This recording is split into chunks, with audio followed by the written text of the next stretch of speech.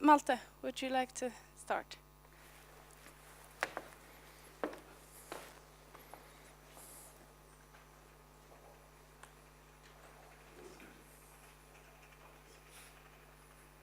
Second last. Okay. Great, yeah, the microphone works. Very good morning to you. I'm happy that we have a full room, and I'd like to talk to you a bit about open data policy from the perspective of the European Commission. My name, 2 Twitter handles. Obviously, you are encouraged to tweet about this session and what I'm saying here, especially if later I say some things with the quote, "This is my personal take on it." I would like to invite you to use the second handle, which is my personal Twitter handle, so that people are not confused. Is that an official Commission position? Some things I may be saying in the session are my personal take, and I will clearly mark them as such. The presentation obviously is not my personal take on things, but the result of the work of a small cell, a team inside the Commission. So you know, Commission is a relatively large body, and the services that work for Commissioner Cruz, Nelly Cruz, called the Digital Agenda, is the lead service I'm working for. It's called DG Connect. It's in the name. And we have a small team of 4 or 5 people who are dealing with open data policy and implementation activities, which is embedded in a larger structure of 30 people who do also fund a lot of research activity around data, big data, linked data, and I'll come to that. So it's a small cell inside the Commission, and we're trying to advance the open data both with the view to the outside, so the 28 member states, and also inside the House. We're also responsible for the open data policy of the Commission proper, so the reuse of Commission documents. And some fraction of my body is dealing with that matter, and to make reuse of Commission's own documents somewhat work. But to start the discussion, I would try to bring you to the G8 context. We will probably talk about G8 a bit during the session, because in June of this year, the annual summit of the G8 forum sat down, as you can see, and you see also 2 gentlemen at the table that are from my house, so Barroso and Van Rompuy, the president of the European Council. So this is the setting where well, among other things, the G8 open data was being discussed. And I was happy that I'm a bit in the background, not in the room, obviously, but somewhere behind. So the technical input that was given to that charter was also done by our services, and I was personally involved in that. Obviously, the British Cabinet Office had pushed the G8 Open Data Charter, and they had formulated a very ambitious document right from the outset. So I confess that the contribution that we made to the document was rather modest because of the ambition level that the UK presidency of the G8 of this year, which has just finished actually, had put to the document. And I quote you the two main points from that charter. The interesting element I can share here in the room, that at the technical level that we had discussions, there was no real opposition, even from countries that are member of the G8, where you say, are they really so forward with the openness and government? No. So at the technical expert level, we were all fine, and apparently these gentlemen and women at the table were also fine with the document. I hope they all realized what they signed up to. And for the EU implementation, I embedded the link to the implementation plan, which I can share here, basically summarizes what we have been doing and are doing anyway, because we have set a process in motion in December 2011 when a comprehensive package of measures was adopted by the College of the Commission, a communication, a white paper, so to say, on open data, and a revision of the EU directive in that field, to which I will come in a small moment, known as the PSI directive, and also a revision of the rules that the Commission inflicts upon itself for allowing reuse of its data.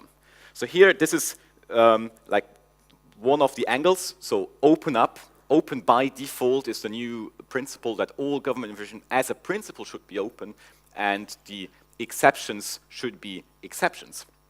A second element I want to inject is from the European Council of this year, the 24th and 25th October of this year, where our service managed to get the digital element very high up on the agenda, where people were then saying, like, but the migration crisis of the Mediterranean was much more pressing at that very moment. Still, we got the leaders in the European Council to discuss big data. And this is a quote from the so-called conclusions that the European Council adopted. So data-driven innovation and big data is recognized as a policy goal throughout the 28 member states. And how does that translate into something? You see, I haven't been studying graphics design, so it's a bit of a weak kind of presentation. But this is the 4 elements that our team tries to deal with, and it brands this whole thing as the data value chain strategy. I embedded a link to that document in the middle, in the big button. I hope the slides will be shared probably with somewhere on the website, possibly. Yeah. So if you click in the middle, you will find some references to an internal working document that tries to sketch out what are the elements the Commission will look at in terms of generating value from data. So open data is not an end in itself for us, but for the Commission it's important to see that value generation happens out of open data and also out of maybe non-open data. I mean, both is possible. And that we try to package in a document that we call the data value chain strategy. And the elements are not, I mean, won't come as a surprise. So there are some legal elements, and I will be talking about that today, and some policy framework conditions. There is research and innovation funding, which our unit is doing, and there is a deployment element, which is building infrastructures. And if you look at the legal policy framework conditions, I said there's a European directive, which is started out as a relatively modest instrument in 2003 when it was adopted. It basically introduced the concept of reuse to many countries. It was largely unknown outside maybe the UK and some front runners that had already the idea that data could be a useful input for added value information services, but it was not the case in many member states. And I'm sharing a small private conversation I had by email with a colleague from a country that wants to be called Republic of Macedonia, and the colleague is now writing the legislation into the Macedonian legal framework, and she says, how do I translate reuse? Whenever I talk about reuse of data, people think about recycling, garbage. And that is not really, doesn't sound fine. So the concept of making reuse of information, data, for something else was a new concept in 2003, and still is in a new concept for many of the countries that come to the European Union. Let's not ignore that fact. So what that directive tried to say is, reuse is a good thing, and if you allow reuse to one party, one person, company, you have to allow it to everyone else under the same conditions. And that there should be a cap on the charges you can make for that. That is the total of the costs that you incur in production and generation and dissemination of the data. But it did not really do much more than that, because in 2003, the consensus was difficult to achieve because it was really a new thing. So it's a relatively modest instrument until this day, and the revision that took place in June of this year tries now to advance it a little small step. And it does 3 major things, or 4. The first thing is to introduce a right to reuse that was not existing in the old directive. So whatever documents are accessible under a national legal regime to citizens and businesses can, in principle, be reusable. That was, we had so far distinct regimes, access and reuse. Now this is merged, and the directive will bring that about. The second thing, that as a general rule, we want to bring down the cap that administrations can charge for reuse to the so-called marginal cost of dissemination. So the cost that is directly attached to when you go and you say, I want this data set and I want to reuse it, what cost do I trigger? I will reimburse you for that. And because so far, you could, the body could just put all the cost that was involved in the generation of the data on you. And that was a major barrier of entry to any new business that wants to build a small app on a certain set of data. And then we reach out to cultural material, and that's a bit of a sensitive thing in some countries. So we slowly bring in the cultural institutions, museums, libraries, and archives into the scope of application under a very generous regime. So these institutions, for these institutions, there is no right to reuse compulsory in the member states, and there is still a relatively wide margin to recover the costs. Why is that? Because the cultural institutions are always under a bit of a budget pressure. And secondly, digitization of archives is a costly thing. So what the legislator recognized here is that some of these costs may have to be recovered, and cultural institutions just have not the generous budgets in all the countries to just say, okay, we put out the stuff. For example, as the Dutch Rijksmuseum does, they say, okay, we digitized our collections, and now everyone can download for free and print T-shirts and mugs and whatever. It's not the case that all the cultural institutions in Europe have these generous budgets to just give up on this kind of revenue stream. What we're doing right now, actually right at this very moment, is to help member states with the implementation of the directive through a set of non-binding guidelines. So today is the end of a public consultation process with a public hearing in Luxembourg at our premises on how to exactly implement the rules on charging that come from the directive, how to exactly go about licensing data, and what would be a list of recommended data that should be going out as a priority. So everyone who has missed to participate in that public process, it's unfortunately coming to an end today. But you will see in the beginning of next year a white paper again that will explain some of the details and that are the result of this consultation process. I'm speeding up. I hope I'm not too behind. So we have an open data portal. If you click on the image, there's a link to the thing. So we're trying to build it. If you have interesting applications that build around these data, we are strongly in need of visualization tools. For the data that we publish on this portal, please get in touch with us. There's a contact function, and we would be happy to introduce more visualization tools on the data that we publish. One point maybe also as a strategy, and you can see it in many ways, yes, you will find PDFs in this portal, and yes, you will even find links to databases, so not actual data in this thing. Why is that? So it's a trade-off. I think it's a trade-off also in this country that you say not all the data on the Swedish portal are open data, but still the data should be somewhere, so at least people can find it in one single spot. The strategy that the team that is behind this portal has is to say, let's reach out on a low level to the services in the Commission that hold the data. Let's not make it too difficult for them. It's like, ooh, first you have to do all sorts of conversions into all sorts of interesting formats. Let's let me have the data as you have it.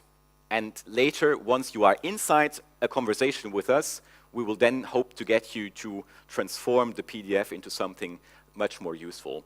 But yes, there is some of the stuff in there is not immediately like transferable into anything sensible. Most of it is. It's the Eurostat's collections of 5,900 data sets. So most of it is in nice format, but you still find some not so good stuff. The next, and I think I'm coming to the end of my presentation, the next step that we want to take now is to engage with the member states to build a common pan-European infrastructure. Why is that a good thing?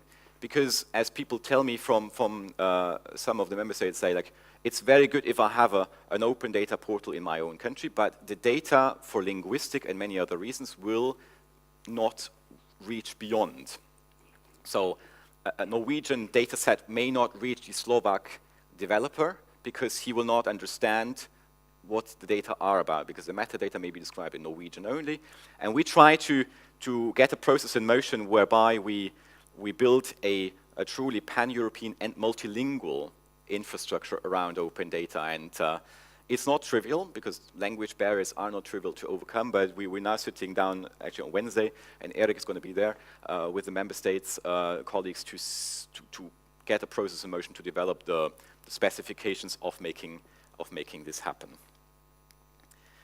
We do all sorts of other things, or give money to all sorts of other things. The first thing is the ePSI platform. It's an exercise that's been going on for quite some years, and Ton knows much more about that because he's been in the first consortium who run the platform. It's a news platform that basically says we have interesting stories around reuse of open data, and you can sort it by country and find some.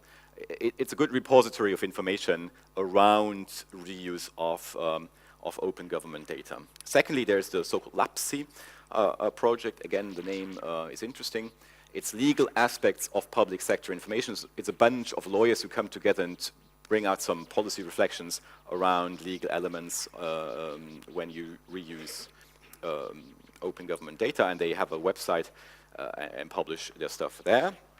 Then we have open data support, which is a contract, service contract basically, that we contracted to make available to the member states, especially those who have more difficulty to understand why opening up data is a good thing and have more difficulties to understand how that works in practice. So this project has a training and consultancy component, but it also has a data conversion component. So the people created a meta repository based on the so-called DCAT application profile. That was also the result of another EU initiative. And they will come to you if you want, and if we agree, and take data and transform them into a DCAT application profile compatible metadata thing. And then this could be a back office of the future pan-European data infrastructure as well. So if you are interested, I can provide you also with more about that. And finally, we do a lot of research on linked open data. Probably some in the room will know it better than I do, the Linked Open Data 2 project. And there's lots of interesting things coming out of that, including this front-end test pilot for pan-European access to data, which we've tried to use now as an embryo for the future European, well, pan-European digital service infrastructure for data. Finally, an invitation to see us again. It's in Athens, Greece next year, the European Data Forum. It's free, and we have a call for contributions running until the 10th of December. You find more information on the website of that activity. Thank you very much. I hope I stayed in time limits, and looking forward to discussion. Thank you.